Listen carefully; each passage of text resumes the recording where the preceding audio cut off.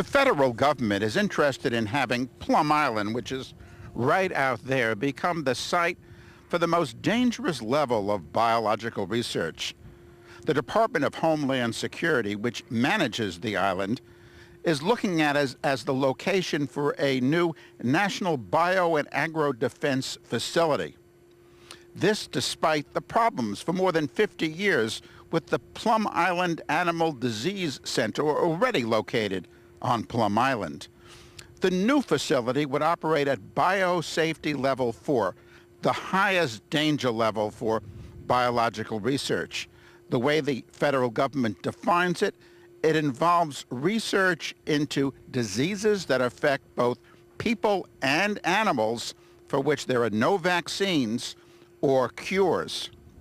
The Department of Homeland Security is bullish about Plum Island as the site for the facility because there's not a lot of livestock hereabouts. On the other hand, Plum Island is smack in the middle of the population center of America, between Boston and New York, just a mile off the northeastern end of Long Island.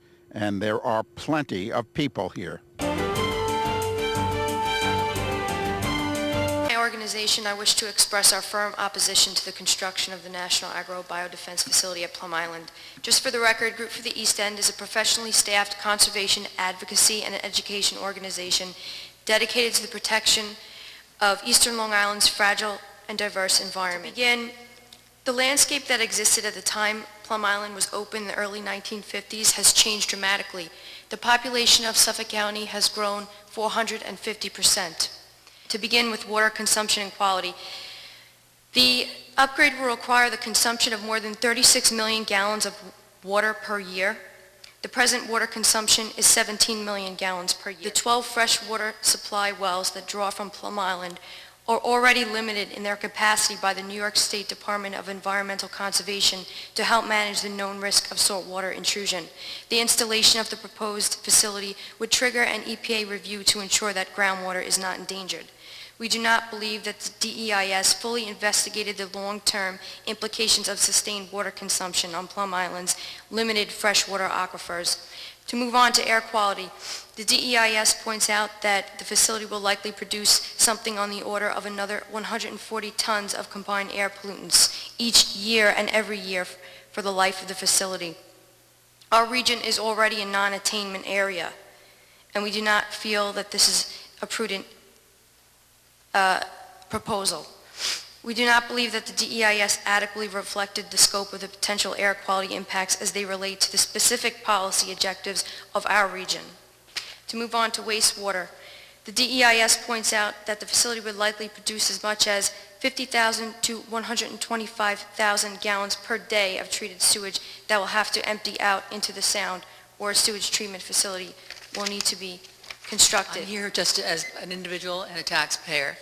I think that many important scientific points have been made against putting a level 4 facility in at Plum Island. I'm going to just say some things that I think are common sense. We live in a time of rising seas. There is absolutely no question that in the next years to come, the seas around us are going to rise. The second is that I'm not old enough to remember the hurricane of 1937. I don't know if anybody else here is of that age, but it tore Fire Island completely in half. Now, we haven't had a really major hurricane here in a very, very long while, but we are due. I think this is a foolish proposal. I think that your work is important. The work that you're doing is important. I think it needs to be done, but it certainly does not need to be done here. I wanted to specifically talk about the Millstone nuclear reactors that are just 8 miles away from Plum Island. And I confirmed today with the NRC Region 1 that you are in fact in the emergency planning zone. And generally for nuclear reactors, there's 2 ways you can go with emergency planning. You can either evacuate or shelter. And what we'd like you to address, I haven't seen Millstone addressed in the DEIS at all, whatsoever. So first I would like you to address the fact that Millstone is situated where it is. The island is in the EPZ, and if you're going to shelter workers or if you're going to evacuate them. The other issue is, do you have potassium iodide on the island? So if there is a radiological release from Millstone, if there is an accident, that they have access to that, and there are policies and procedures in place to make sure it's distributed to the workers. If your plan is to evacuate, how are you going to secure the island, and more specifically, the pathogens? And I think the fact that there's a nuclear power plant just 8 miles off the coast of Plum Island might be a big red flag and say, well, folks, this isn't the best place to do this. And I, like a lot of other people, I'm not crazy that they're doing BioSafety 3 work there, but we can live with it, as long as you address the GAO issues that have been brought up by others. And I would just like to say, some people had mentioned the anthrax release, and there was an article in the New York Times, I guess a couple of days ago, and sort of in support of the no action at this time. I'm quoting Keith Rhodes, who was an investigator with the GAO, and this was from his testimony at a congressional hearing in October. Nationwide, an estimated 14,000 people work at about 400 laboratories and have permission to work with so-called select agents, which could be used in a bioterror attack. And he goes on to say, with so many people involved, there is insufficient federal oversight of biodefense facilities to make sure the laboratories follow security rules and report accidents that might threaten lab workers or lead to a release that might endanger the public. So I think there was also an article yesterday in the Washington Post, and it talks about how the Mississippi site was put on the short list, even though it ranked 14 out of 17 of the considered sites. So we're going to have a new administration one way or the other, and I think you should put off making a decision until that time. Some of us in this room may remember the Ivory Soap commercial of years ago. It went something like this. Ivory Soap is 99 and 44/100% pure. I've always wondered about the 0.66% that is perhaps unpure. From a safety and health standpoint, I guess my concern is that if there is any risk at all, and nobody has said that we are 100% risk-free, why would we want to expose 110 kids in our school district, K to 6, to any risk that we have control over? Some risks in life we don't have control over, other risks we do have. This is a risk that apparently we have some control over. So that's my question. Why would we want to put kids at risk? Another thought is that I'm told that pathogens are transported by land to the facility. So that means that they go right by our school. I don't know if it's daily or weekly or monthly, but they are transported right past our school. As the former executive director of the North Fork Environmental Council, I have served on 3 different Plum Island committees on the federal, county, and local levels. There is no disputing the fact that the type of work being done presently on Plum Island, such as the development of cutting-edge diagnostic tools and the creation of vaccines for diseases such as foot and mouth, is essential to national security. But one of the 4 criteria for choosing a site for a BioSafety Level-4 facility is community acceptance. Our elected officials, from all of our federal representatives to State Assemblyman Mark Alessi, who just spoke a little while ago, to Southold Town Supervisor Scott Russell, all of them have stated their opposition to this upgrade, and with good reason. The issue of an upgrade to a BioSafety Level-4 facility at Plum Island has been on the table a number of times over the years, actually since 1999, when we first learned of a proposed upgrade from an article that appeared in the New York Times. Since then, the community at large has been in strong opposition to an increased intensity of use at the Plum Island facility. Fear and mistrust has been a part of the East End for many years, and a history of accidents, unsafe practices, and lack of conforming to federal and state mandated regulations didn't do much to allay the community's fear. Over the years, the USDA at Plum Island was charged with violating both the federal Clean Water Act and the federal hazardous waste law. The facility was charged with exceeding water discharge permit limits, operating without an effective discharge permit for a year, storing approximately 5,000 pounds of hazardous chemicals without obtaining a proper storage permit, along with serious OSHA violations. In 1998, the New York State Attorney General's office filed a suit against Plum Island for violating the terms of its wastewater permit over a period of 3 years. In 2000, the USDA was operating 3 incinerators without the required state permits, and New York State DEC cited Plum Island for incinerating regulated medical waste in units that were not permitted for this type of waste management. The DEC documented oil spills that contaminated both soil and groundwater. I believe the cleanup of this particular oil spill is still ongoing. Plum Island's track record on environmental issues isn't great, and today's basic safety and security questions remained. We have been told that an evacuation plan isn't necessary for the North and South Forks, but the community at large believe that one is needed. The issue of an evacuation plan has been raised at numerous meetings over the years. Does the CDC in Atlanta have an integrated emergency management plan for evacuating the surrounding area? Also, I'd just like to mention the no-fly zone. The community has asked for that a number of times too, and that still hasn't been addressed. Given the amount of community concern in opposition to a BioSafety Level-4 facility, I would like to propose that Homeland Security take another look and support and maintain the Level-3 facility on Plum Island with its primary purpose of studying foot and mouth disease and citing the BioSafety Level-4 facility in a more suitable location. Thank you. It's still unclear whether background checks are being conducted on contractors and visitors entering the biocontainment areas. This is particularly alarming because of the recent news of Dr. Bruce Ivins, a biodefense researcher himself, was responsible for the anthrax attacks in 2001.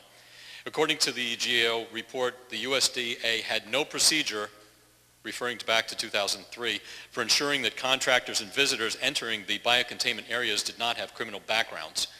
GAO recommended background checks for all individuals using a system such as the one used by the National Crime Information Center. The report states that the DHS was developing a memorandum of agreement with the FPS, which is the Federal Protective Service, but had not been finalized due to budget concerns. Has the memorandum of agreement been executed, and are background checks being conducted? The report goes on to state that the DHS has not fully implemented our recommendation that the department ensure that individuals involved in laboratory activities in the biocontainment area, including students and regardless of citizenship, be approved in accordance with the law. Furthermore, background checks are not being conducted on students, and this is a deliberate decision made by the USDA. I'm going to skip over a couple of things that they do require students to do, but any remaining risk, quote, is acceptable according to the USDA. A severe threat to animal health and the economy. I agree strongly with the GAO conclusion that anyone interested in doing harm and who had access to the biocontainment areas could walk away with valuable information, including lab layout procedures, etc., and I do not feel that all of these issues have been thoroughly addressed at this time. I'm prompted to ask who is creating the acceptable risk status of any given security plan which is finally implemented?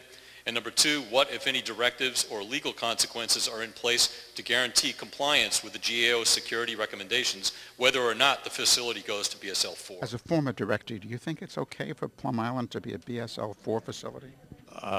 Certainly do. I see no reason it should not be. Well, the issue is that involves agents that could affect both people and animals, and a lot of people live in this area. Yes, but none of them reside on Plum Island. But if there's an accident on Plum Island, and there's been some accidents on Plum Island, that stuff... Well, I would hope that if there were an accident, the virus would be contained, number 1, and number 2, Plum Island works with animal diseases. It's not a primary place of research for human diseases. However, some diseases, some viruses, infect both animals and man. But those, I can tell you, are worked with in the minority. Now, Plum Island has been criticized during your tenure as the director and afterwards. Do you think Plum Island has gotten a bum rap? Oh, I wouldn't want to comment on that. Do you think there's been some oh, what can I say, paranoia or unjustified fear in terms of Plum Island through the years?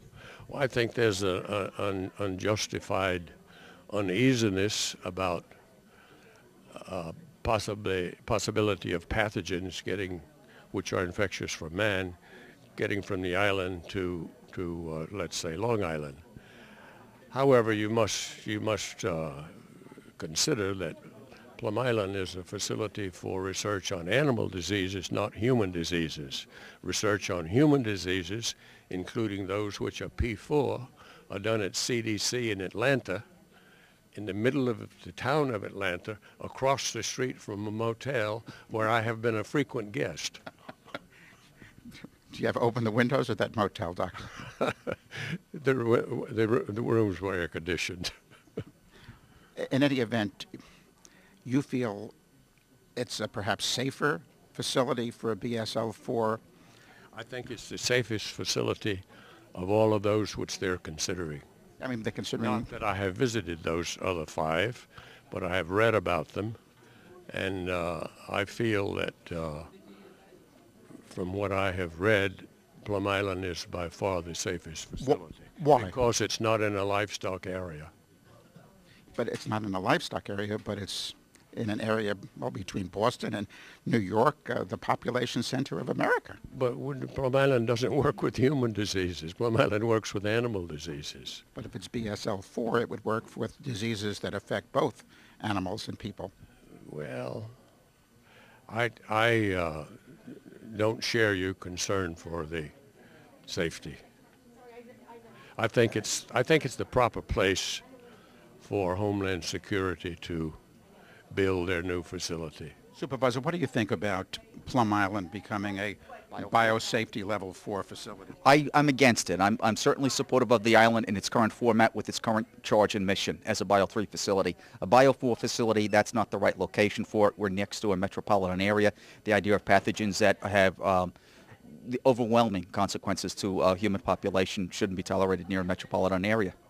Now, one of the arguments as to why it should be on Plum Island is that some of these other finalists in the selection process are in areas where there's a lot of animals, and it could affect livestock in the United States. Well, there's not that much in the way of livestock in this area. That's right, but yeah, then you have to reconsider why they're considering putting all their research eggs in one basket. In other words, the proposal is for an NBATH facility, this new super research facility.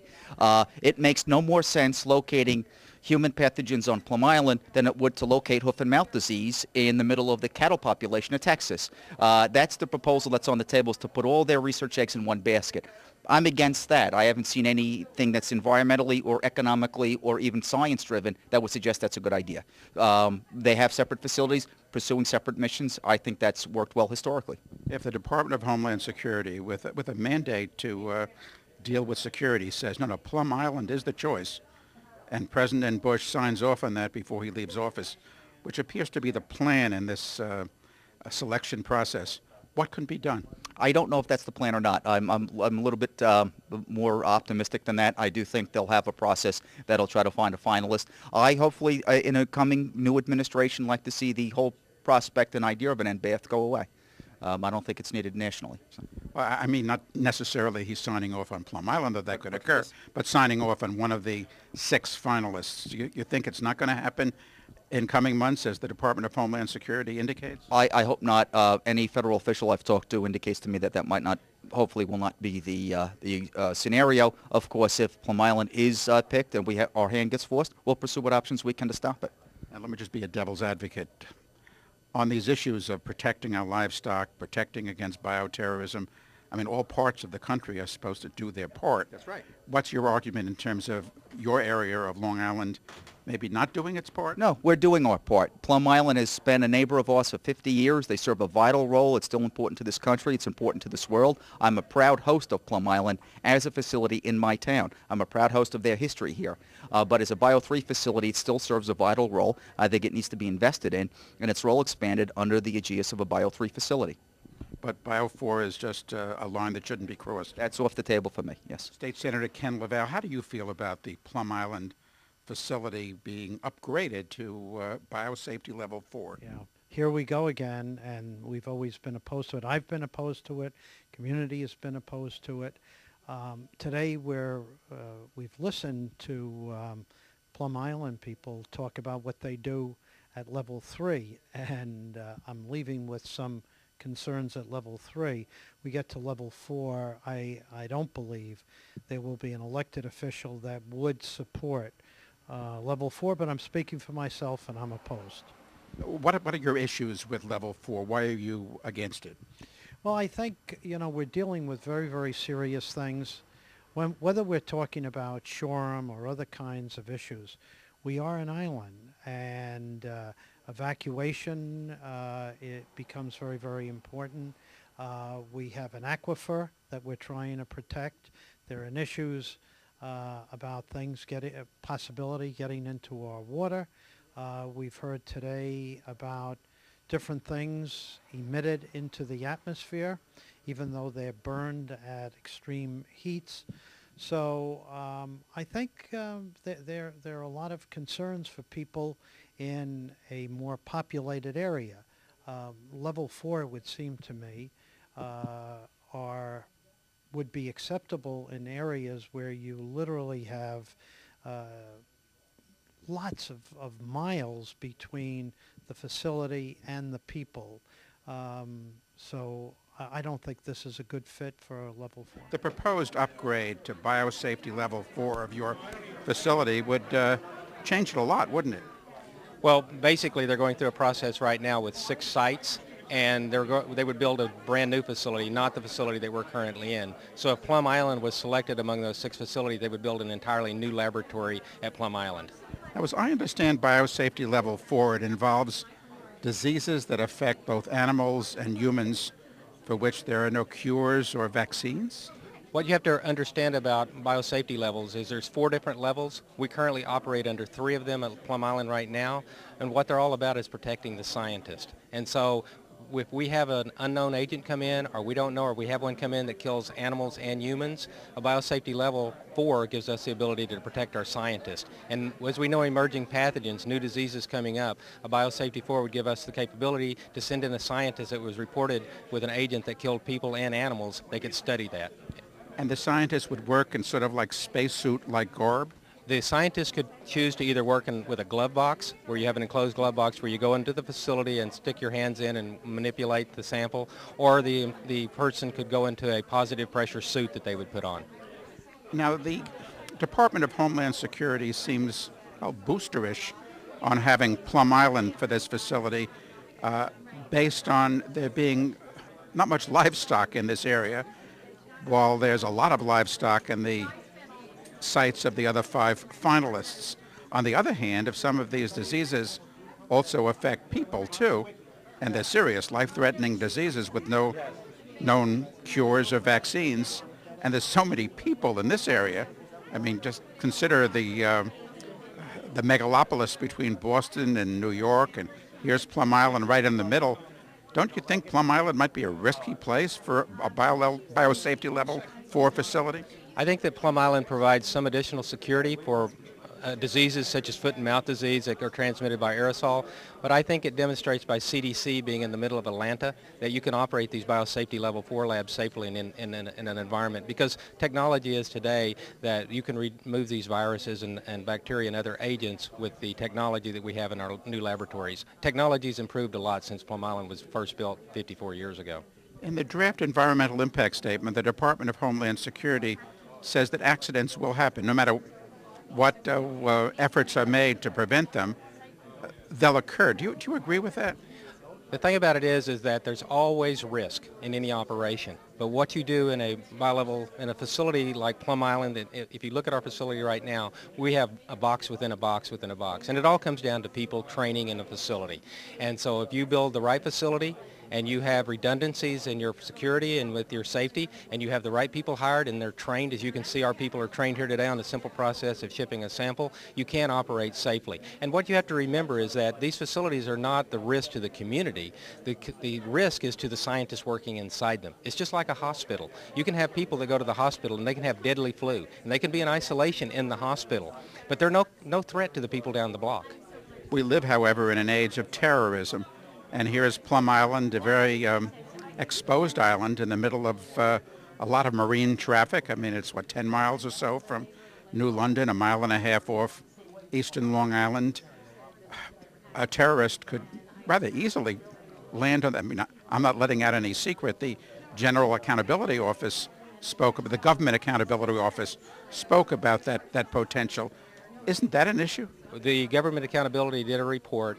Based on that report, we conducted risk assessments and have greatly expanded and improved our security at Plum Island. So I feel totally confident in the security that we have there now. There's been, a number of accidents on Plum Island, particularly the one in 1978 where, the hoof-and-mouth disease got out of the laboratory facility and apparently infected some cattle. And there's been a number of mishaps in which there's been within the laboratory itself, some spread of problems. With that track record, do you think you guys are ready for going biosafety level 4? I think what you have to look at is that Plum Island was built 54 years ago, based upon the technology at that time. To go 54 years and only have one release, when you have animals outside of that facility for 35 years and only one time do you get an agent outside of that with something as contagious as foot and mouth disease, I think that's an admirable track record. It's unfortunate that it occurred, and today we no longer keep any animals outside of our facility. So we've even reduced the risk more. So I feel that Plum Island has a great track record on the way. There's been no pathogens that come off that island in 54 years that have got into the mainland. And what everybody needs to understand is that Plum Island is there to protect this nation. It's not a threat. Ms. Norton, what do you think about Plum Island becoming a biosafety level 4 facility? I'm totally against the upgrade to BioLevel Safety 4 at Plum Island. I don't think the facility is in any position to be upgraded. For one thing, on the eastern end of Long Island, we have no possible evacuation procedure. And for another thing, there is not the level of security or oversight necessary, even presently, for the BioLevel Safety 3 lab, to say nothing of BioLevel Safety 4. But the Department of Homeland Security is saying, we're going to build a whole new building for hundreds of millions of dollars. I mean, you'd get a new structure. I mean, that wouldn't do it for you? No, it wouldn't, actually. And as a matter of fact, the site selection process that was put into place and congressionally mandated, actually there were federal committees that did intensive and rigorous oversight of all the potential sites. Oddly enough, Plum Island was not included in the first 29, the first 18, the last 5. It was only tacked on later by the Department of Homeland Security, which means that it has not been vetted in the same way that all the other potential sites have. I see the upgrade as a real potential threat to the area, and I think it's really being considered seriously by the Department of Homeland Security. Were it not, then we've been made fools of. Will Plum Island become the site of the new BioSafety Level 4 National Bio and Agro-Defense facility and become even more dangerous? Will it happen even though area residents are so opposed? The Bush administration says a decision will probably be made by the end of the year. This has been a special report on WVVH-TV, Hamptons Television. I'm Carl Grossman. Thanks for watching.